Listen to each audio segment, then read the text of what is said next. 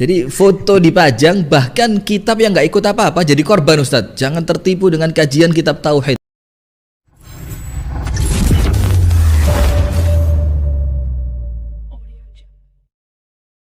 Assalamualaikum warahmatullahi wabarakatuh. Alhamdulillah nahmaduhu wa nusallimu ala rasul karim. Ikhwani fillah, kembali lagi di channel Official. Mudah-mudahan kita selalu dalam lindungan Allah Subhanahu wa taala dan selalu istiqomah mengamalkan sunnah Rasulullah sallallahu alaihi wasallam. Ikhwani fillah, kami akan mengangkat satu buah isu, Al-Fakir mengangkat satu buah isu yang dimana berkaitan tentang podcast antara Ustadz Umar Mita dengan Ustadz Rifki Ja'far Matthalib, yang dimana beliau tersebut, kedua orang ustadz tersebut, ini sedang membuka pemikiran khususnya bagi ikhwani fillah yang saat ini masih terkekang dengan pemikiran-pemikiran orang-orang Wahabi, ustadz-ustadz Wahabi, bahwasanya mereka ini seperti Ustadz Umar Mita, kemudian Ustadz Ad-Darami, kemudian yang di dalam podcast ada Ustadz Rifki Ja'far Matthalib, ini sudah hijrah, sudah membuka pemikiran mereka, tidak lagi jumud dalam pemikiran-pemikiran orang Wahabi, ustadz Wahabi, sehingga mereka ini ketika mereka sudah hijrah, sudah keluar daripada pemikiran tersebut, dari pemikiran selayaknya ustadz Wahabi yang kita kenal seperti Ustadz Khalid Basalamah, kemudian Firanda Andirja, Riza Basalamah dan lain sebagainya. Nah, Ustadz Umar Mita, Ustadz Soleh Ad-Darami ini membuka diri bahwasanya mereka tidak terkekang lagi dalam pemikiran orang-orang Wahabi yang sedikit-sedikit mengatakan bid'ah, sedikit mengatakan syubhat. Nah, mereka ini Ustadz Umar Mita, Ustadz Ad-Darami, Abdullah Ad-Darami dalam podcastnya Ustadz Rifki, mereka ini termasuk Ustadz ahlu bid'ah. Begitu mudahnya para ikhwan-ikhwan Wahabi ini melontarkan kata-kata ahlul bid'ah. Mereka ini orang yang bermudah-mudah dengan perkara yang mengucapkan si A ini ahlul bid'ah, si B ahlul bid'ah, dan itu sangat mudah bagi mereka. Nah, maka kita akan lihat ini ikhwani fillah bagaimana antara Ustadz Rifki dan Ustadz Umar Mita menjelaskan bagaimana seharusnya orang muslim ini yang saat ini mereka berpemikiran seperti layaknya orang Wahabi, ikhwani fillah yang mendengarkan video ini yang saat ini berpikiran Wahabi, maka cobalah kita ikhwani fillah membuka cakrawala pemikiran keislaman kita dengan penuh keimanan bahwasanya Islam itu tidak bermudah-mudahan untuk mencap si A, si B ini sesat, ini bid'ah, dan terlalu mudah menilai seseorang itu, sehingga saudara-saudara muslim yang mereka ini satu kalimah dengan kita la ilaha illallah Muhammad Rasulullah, yang mereka melaksanakan sholat, haji, kemudian puasa sama layaknya dengan ikhwan yang lain, saudara muslim yang lain, terlalu mudah untuk mengatakan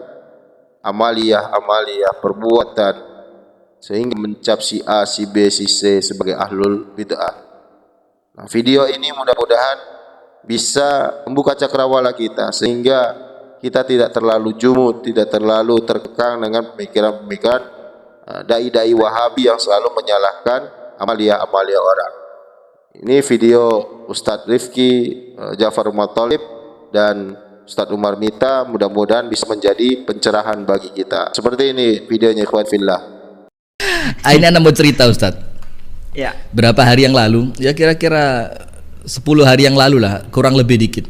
Itu kalau antum kan udah kenyang nih makan yang begini-beginian. Cuma Anda kan yo sesekali sih pernah, cuma nggak sering lah.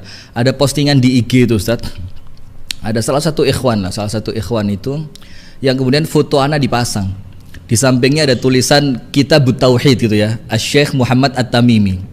Kitab ma'ruf ini antum tahu juga. Nah, sudah kemudian tulisannya gini Ustadz, hati-hati ikhwan gitu ya, jangan tertipu dengan pembahasan kitab tauhid dari Ustadz ini gitu kan. Kemudian di bawahnya termasuk nama antum di tag Ustadz. Wah ini keren ini, nama antum di tag. Karena beliau ini dekat dengan ahlul bid'ah, bermudah-mudahan dengan ahlul bid'ah. Dan ahlul bid'ah yang di-tag Ustadz Abdullah Hadromi, Abu Basam Omar Mita, dan di bawahnya ada UAS gitu. Nah, kira-kira kalau antum Ustadz ngadepin yang gini-gini bagaimana? Karena mereka dalilnya banyak banget Ustadz, Masya Allah. Termasuk kalimat mereka itu innal arwah junudun mujannada. Jadi ruh itu akan Allah kumpulkan bersama yang sejenis. Innat tuyur ala ashkaliha taqauna. Kalau trik dari antum Ustadz ngadepin yang gini-gini gimana Ustadz? Ini sih pengalaman-pengalaman yang sudah saya lewati Ustadz. Saya sudah selesai dengan masalah semacam itu kalau saya Ustadz. Artinya adalah menghadapi orang yang akan senantiasa menghujat kita, memfitnah kita adalah sesuatu yang wajar. Kalau perjalanan dakwah kita itu mulus, tidak mendapatkan sama sekali gangguan, tidak sama sekali mendapatkan rintangan, justru malah kita itu bertanya sama diri kita, jangan-jangan ada yang salah nih dalam dakwah kita sampai tidak memiliki sebuah rintangan dan tidak memiliki sebuah hambatan. Tapi saya juga teringat kepada sebuah asar, ada sebuah asar yang datang dari Nabi SAW. Memang para ulama atau di dalam derajat hadisnya ada yang mendhaifkan, tapi tidak sedikit pula yang menghasankan. Rasulullah SAW itu menyampaikan al-mu'min baina khamsi syada'id. Orang mukmin itu di antara 5 penghalangnya. Yang disebutkan Nabi siapa itu 5 penghalangnya orang yang beriman? Mukmin yahsyuduhu, mukmin yang hasad kepadanya, munafik yubghiduhu, munafik yang membencinya.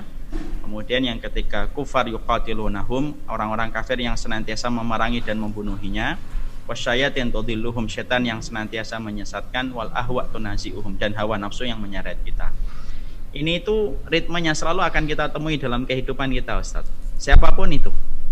Nah, yang terkadang kita akan temui pertama kali itu siapa? Yaitu adalah mukmin yahsyuduna, mukmin yang mereka itu hasad sama kita.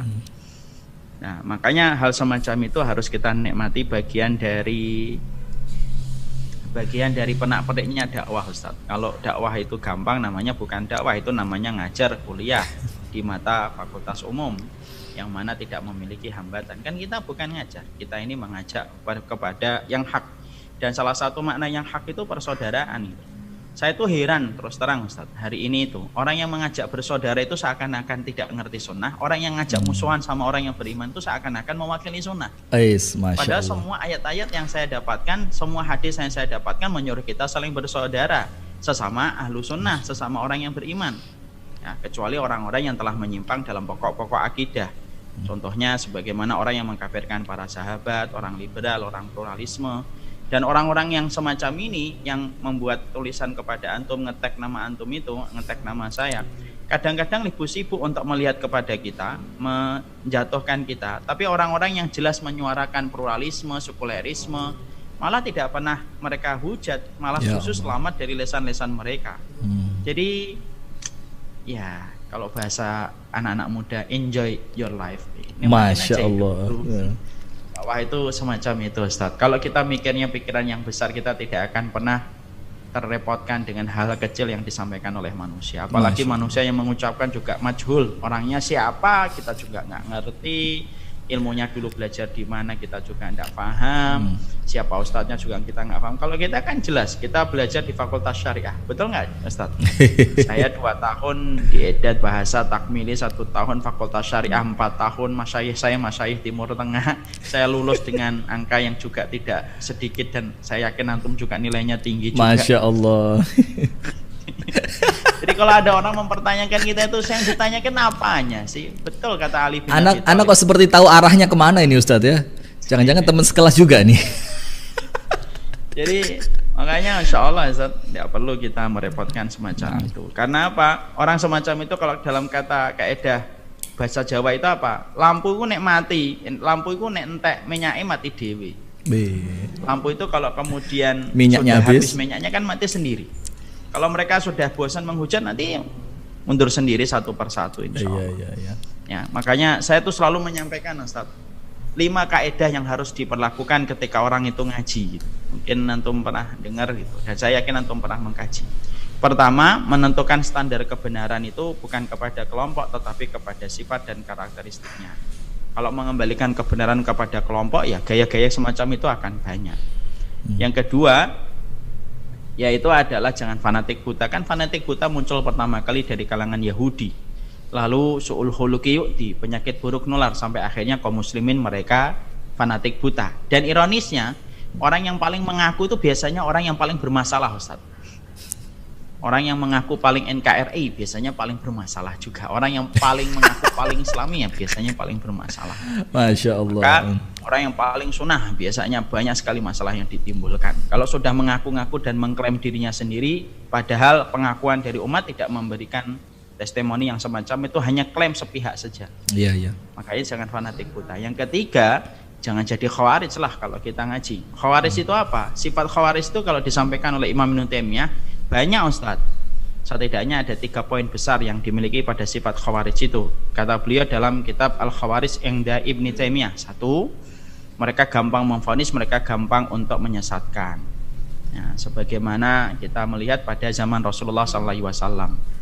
Bagaimana Rasulullah SAW dikatakan inna hadhihi lakismah ma'atala fiha wa la yubtagha bihi wajhullah. Seorang nabi itu divonis tidak adil dan tidak ikhlas karena Allah. Gara-gara yang memvonisnya itu tidak bertabayun kepada Rasulullah. Kenapa pembagian ghanimah kepada salah satu kabilah lebih banyak? Ya, makanya Masya Allah ya, vonis itu perkara besar gitu. Bedanya Ahlussunnah dengan Khawarij itu apa? Khawarij itu gampang memvonis gitu, dan vonisnya tidak sesuai dengan qawaid yang ada, tidak sesuai dengan dhawabit dan peraturan kaidah-kaidahnya. Yang kedua, orang Khawarij itu apa? Ahli ibadah luar biasa. Baik yang besar atau yang kecil dikerjakan semuanya. Makanya kan kata Rasulullah, Quran kamu tidak akan sama menandingi Qurannya mereka, sholat kamu tidak akan pernah mampu menandingi sholatnya mereka. Artinya orang-orang Khawarij itu Masya Allah di sisi ibadah itu luar biasa dalam yang wajib dan yang sunnah. Bukan berarti kita tidak beribadah, kita tetap beribadah. Jangan sampai nanti malam kita tahajud, nggak jadi daripada nanti Khawarij, nggak gitu juga. Tapi kalau kita Ahlussunnah itu kita getol, kita semangat melakukan yang wajib dan yang sunnah, tapi di sisi yang lainnya kita tidak gampang untuk menyesatkan, tidak gampang memvonis orang lain. Dan yang ketiga yang kita juga harus paham, sifatnya orang Khawarij itu adalah orang-orang kafir selamat dari lisannya, tapi orang-orang mukmin, orang-orang yang dohirnya mukmin malah tidak selamat dari lisannya. Nah itu kalau sudah semacam itu kan kita mampu dan kita harusnya mendiagnosa diri kita masing-masing kan. Saya ini gampang mengkafirkan enggak? Saya ini gampang menyesatkan enggak? Saya ini ahli ibadah tapi gampang menyesatkan ataukah tidak? Apakah saya ini orang kafir selamat dari lisan saya tapi orang muslim tidak selamat dari lisan saya? Setiap thalibul ilmi dan setiap pencari ilmu adalah orang yang paling berat dengan mendiagnosa dirinya dan bermuhasabah atas jiwanya. Apakah dia termasuk orang yang mendapati berbagai macam hal yang dikhawatirkan oleh para ulama terdahulu. Kemudian yang keempat ya harus mengerti perbedaan para ulama. Kemudian yang kelima ya ambil yang baik, buang yang buruk. Kita gunakan kaidah itu pada takaran yang sebenarnya. Jangan sampai berlebihan, jangan sampai menolak kaidah itu. Karena kaidah itu adalah kaidah yang sebenarnya sejatinya adalah ambil yang baik, buang yang buruk. Kalau yang salah jangan diambil, yang baik diambil. Bukankah Ibnu Qudamah mengambil kitabnya Imam Al-Ghazali, Ustaz? Betul nggak, Ustaz? Ya kan sampai jadinya Minhajul Qasidin, ya atau tidak, Ustaz? Iya, sah. Semacam itu. Wallahu a'lam bishawab. Masya Allah, Masya Allah. Jadi senyumin aja ya Ustaz. Santai aja gitu. Santai. Saya sudah melewati masa-masa itu, Ustaz. Iya, maka kita bincang begini Ustaz. Ini kayak ngadem no hati gitu Ustaz. Bayangin Kenapa? foto kayak ngadem no hati Ustaz. Oh gitu. Iya. Insya Allah. Jadi foto dipajang, bahkan kitab yang nggak ikut apa-apa jadi korban Ustadz. Jangan tertipu dengan kajian kitab tauhid. Apalagi ada foto Gary lagi di sana, ada foto Abu Shanum, ada foto Akhrik. Jadi terkenal mereka Ustadz.